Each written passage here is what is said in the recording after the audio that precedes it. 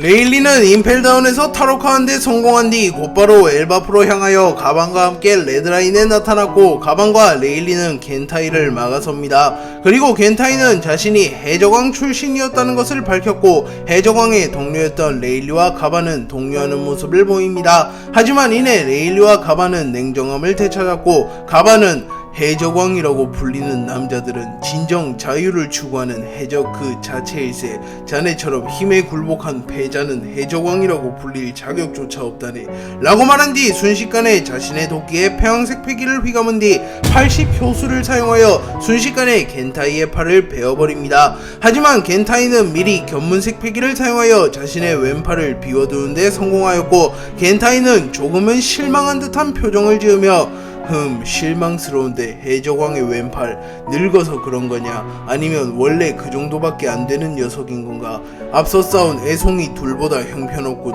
이라고 말한 뒤 순식간에 자신의 몸을 피로 변환시킨 뒤 가반에게 접근하였고, 자신의 주먹에 피와 배양색 패기를 휘감은 뒤 곧바로 가반의 복부를 강타했고, 가반은 충격을 입으며 멀리 날아갑니다. 하지만 그 순간 레일리가 날아와 겐타이의 앞면을 걷어찼고, 겐타이는 꽤나 충격을 입으며 밀려 날아갑니다.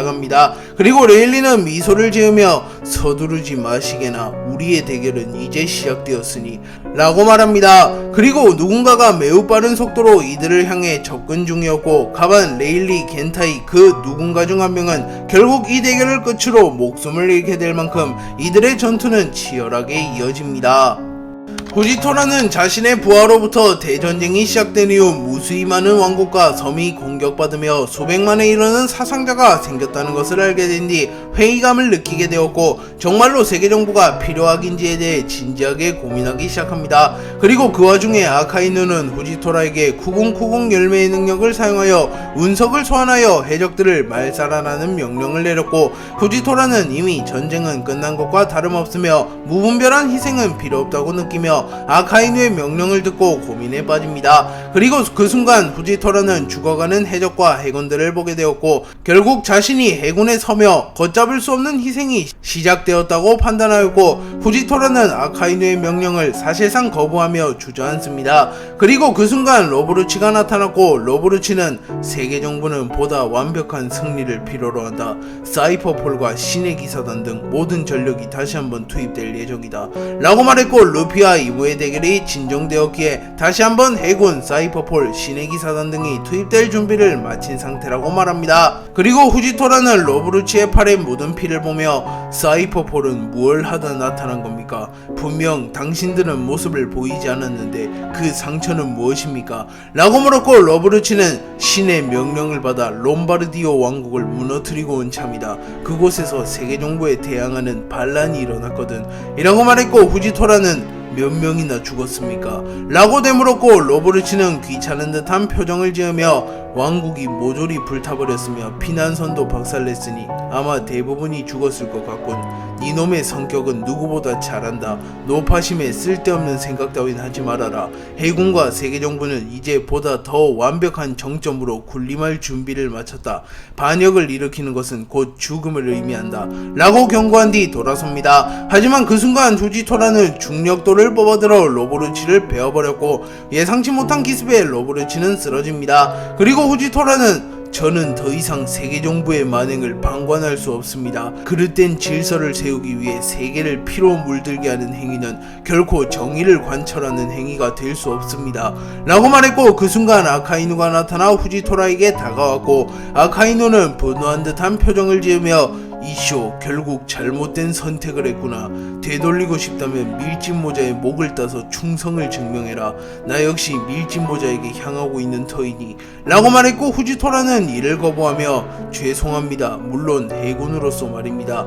하지만 이제 전 해군을 탈퇴할 겁니다. 그러니 다시 한번 질문에 답하겠습니다. 거절이다 사카즈키 라고 소리쳤고, 아카이누는 체념한 듯한 표정을 지으며 역시 이 녀석들은 이해할 수 없는 부류다 라고 말하며 과거 신념을 위해 해군을 배신했던 또 다른 남자 드래곤을 떠올립니다. 후지토라가 로브루치를 공격하며 사태는 걷잡을 수 없이 커졌고, 아카이누는 후지토라를 곧바로 응징하려 합니다. 그리고 후지토라는 쿠궁쿠궁 열매의 능력을 사용하여 아카이누를 짓눌러버리려 했지만 그 순간 아카이누는 무장색 패기를 사용하여 후지토라의 능력을 무효화시켰고 이후 견신 홍련을 사용하여 후지토라를 덮치려 합니다. 하지만 그 순간 드래곤이 나타나 아카이누의 주먹을 막아섰고 아카이누는 조금은 당황한 듯한 표정을 지으며 드래곤 배신자끼리 내통이라도 했던 것인가 라고 물었고, 드래곤은 갈린과의 대결 이후였기에 전신이 피범벅이 되어 있었고 겨우 의식을 유지한 상태였지만 물러설 순 없었기에 자신이 부상을 입었다는 사실을 숨긴 채 사카즈키 이 녀석이라고 한들 나와 이쇼를 상대할 수는 없을 테지, 부탁이지만 물러나주면 안되겠나 라고 물었고, 후지토라는 당황하며 전 혁명군의 편은 더더욱 아닙니다만 드래곤 당신과 저는 초면이 아닙니까? 어째서 절 감싸는 겁니까? 라고 물었고, 드래곤은 그 시절 나와 같은 눈을 보았기 때문이요 라고 말하며 로저가 자신을 구해주었던 것을 떠올립니다. 그리고 아카이누는 드래곤의 말대로 드래곤과 후지토라를 잡아낼 수는 없다는 것을 잘 알았지만 물러설 수는 없었기에 문단 무용 배신자들에 대한 처벌을 내려주마 라고 말한 뒤 순식간에 드래곤에게 접근하려 합니다. 그러나 이번에는 가프가 나타나 아카이누의 뒷목을 붙잡았고 거프는 단호한 표정을 지으며 사카즈키 원수, 지금은 나설 때가 아니네. 해군의 전반이 무너진 지금 자네마저 쓰러지게 된다면 해군은 구심점을 잃게 되네 라고 말했고, 아카이누는 거프 중장 항명이라고 받아들여도 되겠습니까? 아들을 지키기 위해 정의를 저버리는 것입니까? 라고 물었고, 그 순간 센고쿠가 다가와 사카즈키, 거프라는 사내를 무얼로 보는 건가?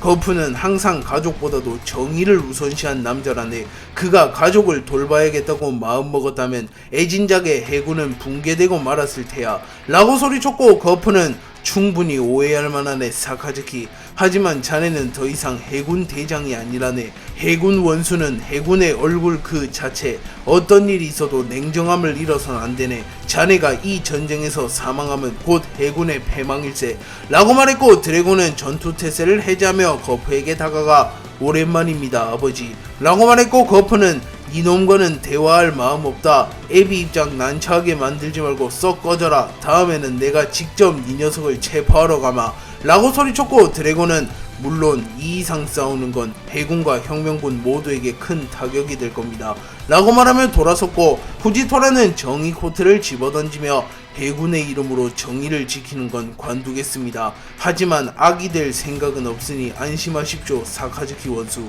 라고 말하며 돌아섰고, 아카이누는 흥분을 가라앉히며 우선은 군함으로 복귀하였고, 거프는 하늘을 바라보며 이무 아직 쓰러지지 않은 건가? 형언할 수 없을 만큼 강한 패기가 뿜어져 나오고 있군 이라고 중얼거립니다. 이무는 루피를 쓰러뜨린 이후 에이스 사보 샹크스와 대치하게 되었고, 이무는 자신의 몸 상태가 최악임을 알았기에 시간을 끌기보단 최대한 빠르게 결착을 지으려 합니다. 그리고 이무는 순식간에 사보에게 접근한 뒤 자신의 주먹에 폐양색 패기를 휘감아 사보의 복부를 강타했고, 사보는 급하게 무장색 패기를 둘러 방어했지만 복부가 뚫려나가는 고통을 입으며 멀리 날아갔고 당황하는 표정을 지으며 루피 이런 놈이랑 싸운 건가? 라고 소리칩니다. 그리고 이무는 곧바로 사람 열배 모델 야외의 능력을 사용하여 검은 사슬과 같은 것을 소환해내며 사보를 구속하려 합니다. 하지만 그 순간 에이스와 샹크스는 동시에 폐양색 패기를 방출하며 이무를 날려버리는데 성공했고, 이무는 사보를 마무리 짓지 못하며 날아갑니다. 그리고 에이스는 곧바로 사보에게 향해 사보를 부축했고, 샹크스는 이무에게 천천히 다가가 직접 대면하는 건 처음이군 세계정부의 왕 이무 라고 말했고, 그 순간 샹크스의 검 그리폰의 폐양색 패기가 휘감깁니다. 그리고 이무는 피거랜드 샹크스 운명을 거스른 건 유감이다만 아쉽게 되었군. 그 정도의 재능을 가진 천룡인이 신의 뜻을 거스르다니.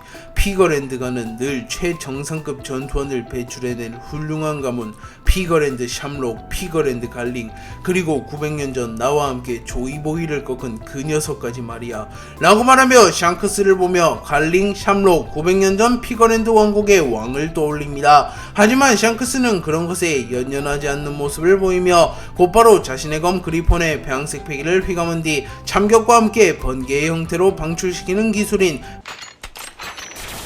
패왕 참뢰를 사용하였고, 이무는 모든 것을 반사하는 거울인 미라노스 스페큘럼을 소환해내며 샹크스의 공격을 간단히 튕겨내버리는데 성공합니다. 그리고 이무는 순식간에 샹크스에게 접근하여 샹크스를 공격하려 하나, 그 순간 사보와 에이스는 자신들의 합동기인 염제 청화를 사용하여 이무를 공격하였고, 순식간에 이무의 전신이 활활 타오릅니다.